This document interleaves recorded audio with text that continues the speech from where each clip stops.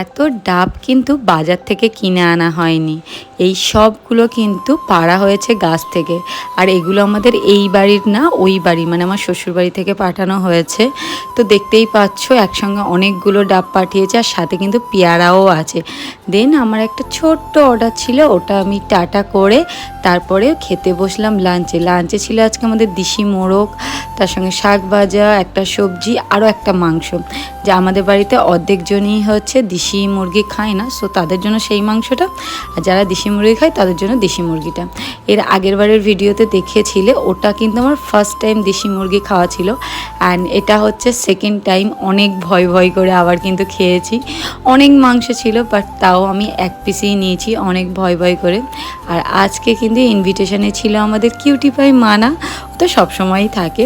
দেন খাওয়া দাওয়ার পরে একটা পেয়ারা খেলাম। আর আজকে আমার শ্বশুরবাড়ি থেকে আমাকে দেখতে এসছিল সো নানি, তো তার জন্য হচ্ছে মা এখানে এক ধরনের পিঠে বানাচ্ছিল। বাট দেখো ওটা ইন্ডাকশানে একদমই ভালো হচ্ছিল না, তার জন্য মা কিন্তু কষ্ট করে চুলোয় চলে গেছে। আর একটা কথা বলছি, সত্যি বলতে গেলে অনেক জায়গাতে আমি পিঠে খেয়েছি, বাট আমার মা এই পিঠেটা এত বেশি ভালো বানায়, মানে এটা জাস্ট ওয়াও, এত পাতলা স্ট্রাকচার করে না, এই জন্যই ভালো লাগে। তারপরেও কোনো ফুটেজ নিতে পারিনি। বাই দ্য ওয়ে কেমন লাগলো জানিও।